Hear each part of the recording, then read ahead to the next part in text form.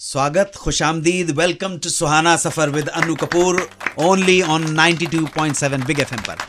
मेहरबान दोस्तों, आप सबका स्वागत करता हूं जो लोग 92.7 बिग एफएम पर ये प्रोग्राम सुन रहे हैं, और साथ साथ स्वागत करता हूं हमारे स्टूडियो की ऑडियंस का।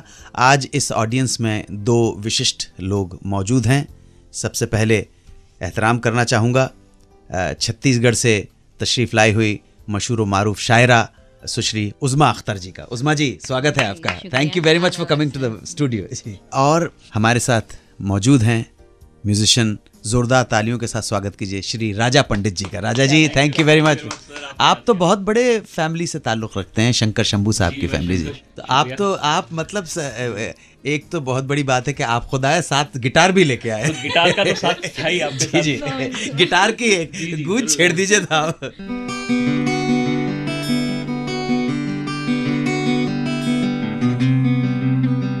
ये तार जब छिड़े हैं, इन्हीं के साथ कुछ दास्तानें सुनाऊंगा मैं आपको। इसमें दास्तान होगी उस हीरोइन की जिसने की सिर्फ 7 फिल्में, और ये 7 फिल्में उन्होंने की एक ही प्रोड्यूसर डायरेक्टर के साथ। बाद में इसी प्रोड्यूसर डायरेक्टर के 2 बच्चों ने इस हीरोइन का मर्डर कर दिया।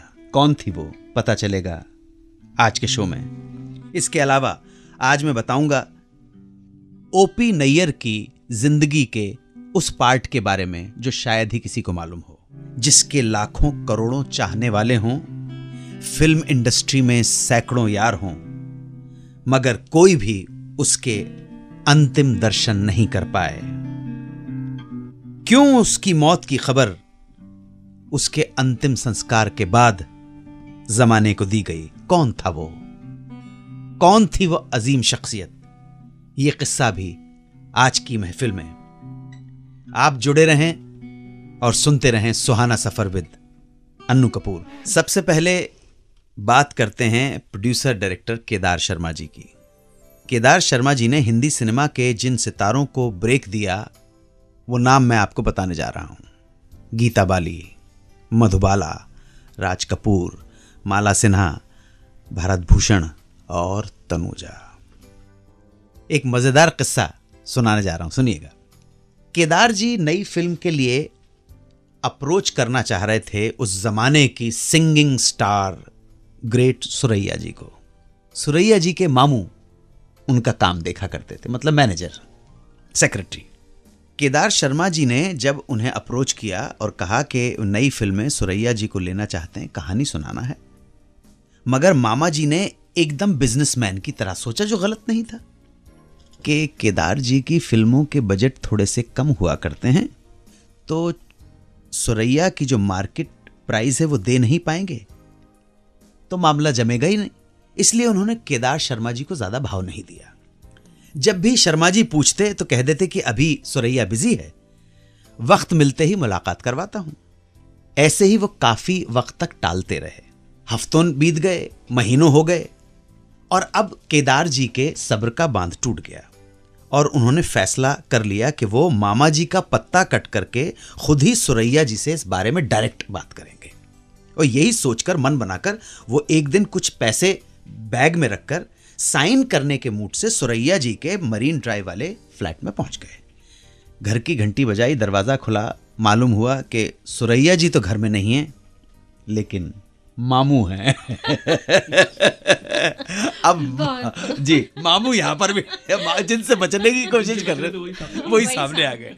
तो केदार जी ने कहा, मरते क्या ना करते, चल दिया अंदर मामा जी से मिलने। जैसे ही मामा जी से मिले, उन्होंने कहा कि आप इतने दिनों से टाल रहे हो, साफ साफ बताइए कि मेरी फिल्म करने का मूड है कि नहीं।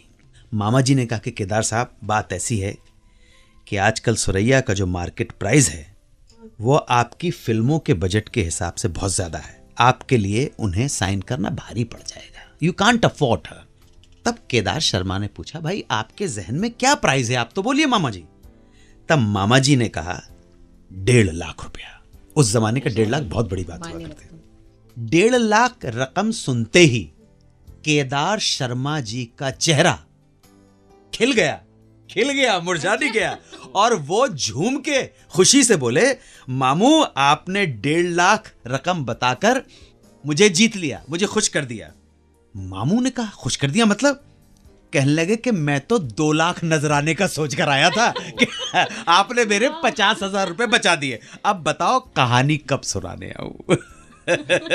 तो इस तरह जो मामू जी ने सोचा कि ज्यादा मांगेंगे, मामू जी की वजह से केदार जी के 50,000 रुपए बच गए। वापस आकर बताऊंगा उस हीरोइन के बारे में जिसने अपने जीवन में सिर्फ 7 फिल्में की, और ये 7 फिल्में उन्होंने एक ही प्रोड्यूसर डायरेक्टर के साथ की, और बाद में इसी प्रोड्यूसर डायरेक्टर के 2 बेटों ने मर्डर कर दिया उस हीरोइन का। मैं बताऊंगा थोड़ी देर में। आप सुनते रहें सुहाना सफर विद अनु कपूर।